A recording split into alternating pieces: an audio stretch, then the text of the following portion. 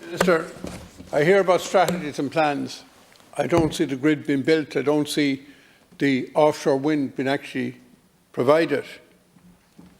And would you agree we need to shorten the route to market in terms of offshore wind planning, in the actual provision of grid infrastructure, in the development of a ports policy and actually developing the ports, because it's no good having all these policies if we actually don't do the things that those policies should lead you to, in having a green hydrogen and then producing green hydrogen, in making sure that we invest some of the windfall profits coming from the high-tech corporation tax sector in Irish ownership of course, the grid, but also investment in the offshore industry, so the returns come back to Ireland. In the connectivity to Europe and also to the UK, because we will produce surplus energy that we can sell and make this country welcome.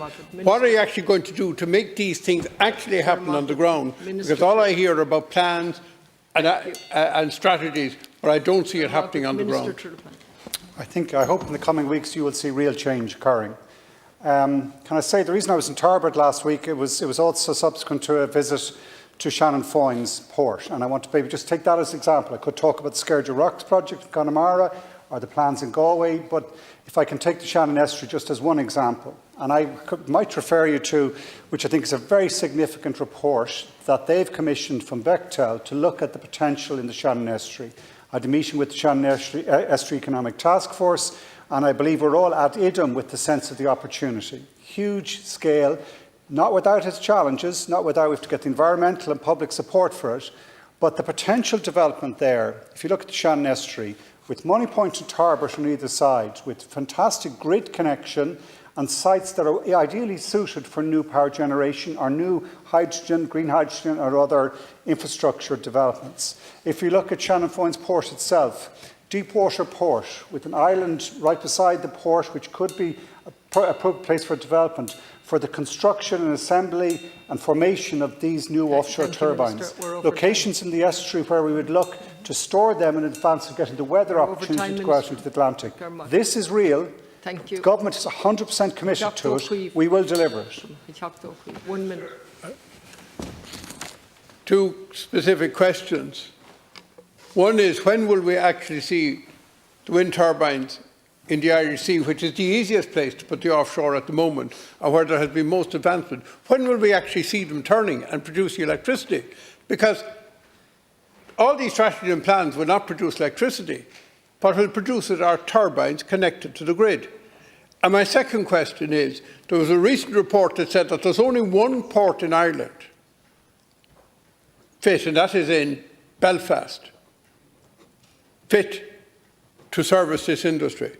When are we going to get a ports policy for the offshore wind industry?